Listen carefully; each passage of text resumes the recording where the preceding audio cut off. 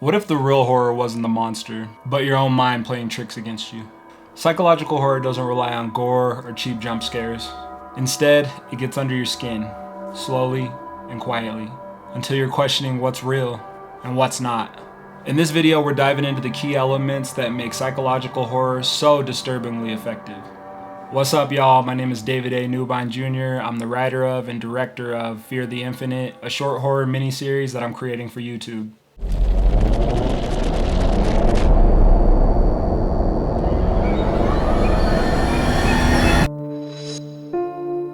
So back to the question, what are the key elements of psychological horror?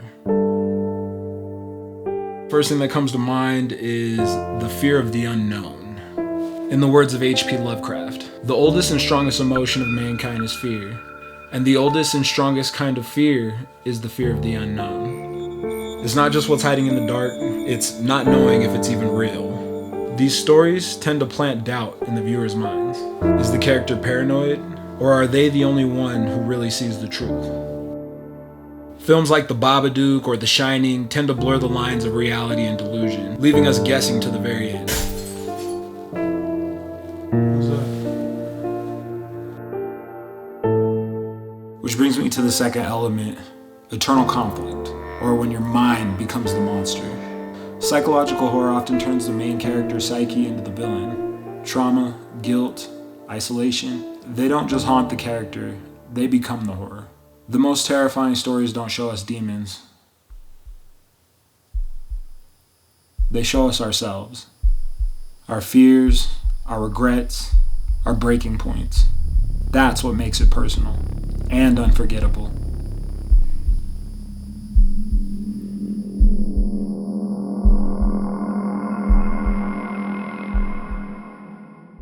The third and final element to a successful psychological horror is going to be a slow burning tension, where we choose to fill the audience with dread instead of shock. Unlike slashers and creature features, psychological horror is a slow drip of dread. It tends to build atmosphere instead of jumping straight to the scare. Quiet moments, drawn out silences, disturbing imagery, they keep us unsettled without actually having to show anything violent. It's a different kind of fear. Psychological horror doesn't scream at you, it whispers and waits. And that's why it sticks with you long after the screen goes dark. If you happen to enjoy this breakdown, be sure to hit the like, smash that subscribe button, and tap the bell so you don't miss out on our next deep dive into horror and storytelling. Thanks again for watching, and remember, sometimes the scariest place is in your own mind.